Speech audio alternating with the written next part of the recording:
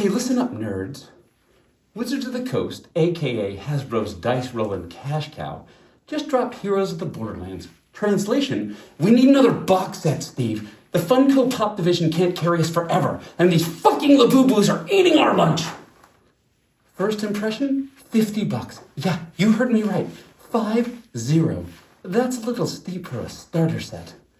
With that price, I was expecting the box to come with a free pizza, or at least a couple of coupons for therapy after your hippie druid gets killed by goblins while exploring his boundaries on an ayahuasca trip.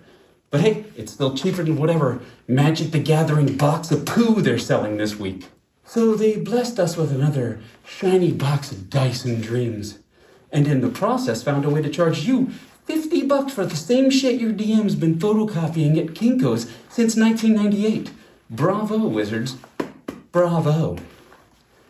So the box has everything you need to get started, minus the inevitable argument about whether the Ranger's animal companion is an emotional support ferret. Spoiler alert, your DM's gonna kill that ferret 5 seconds after you send him in to scout the trap-laden room your character's supposed to be the one going in and getting fucked up in. Poor little Whiskers. So, what's in the box? A rulebook, dice, pre-gen maps, 3 adventures, and a bunch of cards that almost fucking feel like Dungeons & Dragons if Dungeons & Dragons was played with a bunch of fucking cards. I was half expecting a coupon for microtransactions for D&D Beyond, but shockingly no. No discounts. What's up with that, Wizards? I mean, I guess they gotta bake back all that cash they blew on Sigil. Sigil. Inside, you get 4 books. That's right, 4 whole books. The first is the rule book. It's a little simple. Like, so simple even the guy who never comes prepped for your games will read it. Just kidding, he ain't gonna fucking read it, or is he gonna learn his spells? God damn it, John Peterson! Good news is, Wizards knows most of you ain't gonna read it anyway. You're just gonna go to Google and Google, how does combat work in D&D? And you end up on a Reddit thread from 2012 written by a guy named Gary who hasn't showered since 4th edition. It also comes with character cards.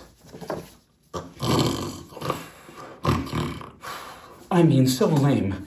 You can only level them up to 4. That's not even puberty for a D&D character. And trust me, nobody wants to spend $50 just to peek before you get fireball. They're like fast food fine. You know, they'll do in a pinch, but you know Wizards cooked up these little pre-gens in the same test kitchen where they thought an OGL apocalypse was a good idea. So, well, and then there's these 3 adventure books with deep role-playing moments, like finding goats. Yeah, nothing says high fantasy like your GM saying, roll for animal husbandry. Somewhere in a boardroom meeting, Wizards' high-powered management said, you know what would make the game better? Goats. And the D&D team nodded and said, yes, our corporate Sauron. What's one last thing to humiliate us before we go work on Daggerheart? Now, the adventures ain't bad. Borderlands frontier vibes, bad guys to smash, and enough story hooks to trick new players into thinking, oh yeah, we can absolutely roleplay our way through this, right before cutting the head off of some bandit named Prawl in the first 15 minutes and burning down the forest like the little myrtle herbos that you are. They also threw in species, magic items, and equipment cards to stack on your sheets. Yeah, species.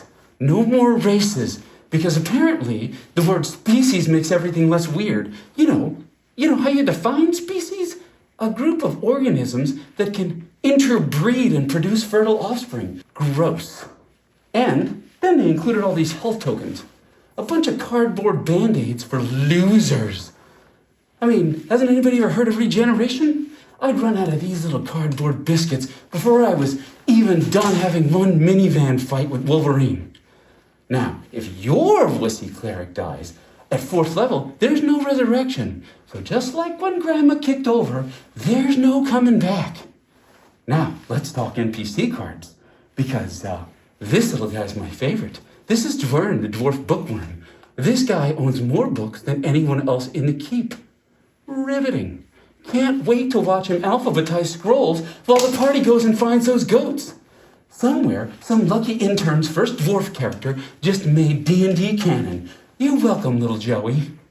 Now the monster cards. Okay, these are actually cool. Big, chunky cards with awesome artwork. The Nothic look creepy and the ogres look ogre. And finally, you don't need to flip through an alphabetized monster manual where Green Dragon is under G instead of under D for dragon. Jesus fuck, wizards!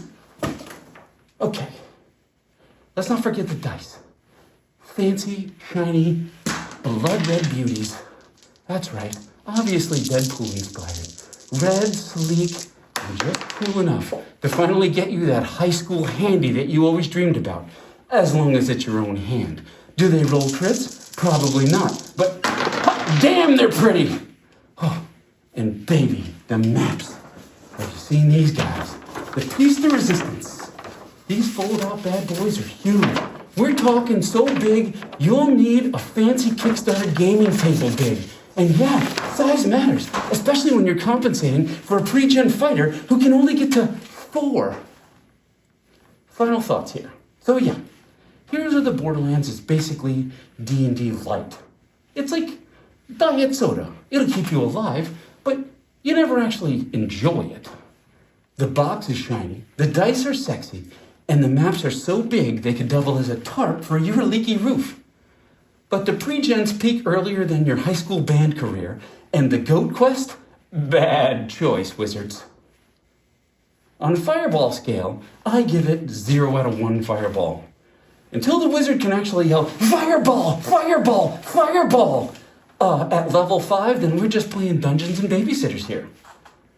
On the patented Dead School review scale, I give it 6.9 out of 10. Nice, but not that nice. Buy it if you're new or rich, or you just need some giant maps to wallpaper your bathroom. Or maybe you just need a set of Deadpool dice to play Marvel superheroes instead. You know what I'm saying? Like, Kevin Feige made me say that. Oh, God. Now, I'm a corporate shill. I wonder if they're still hiring over at Daggerheart. Maybe Critical Role is looking to replace Scanlan.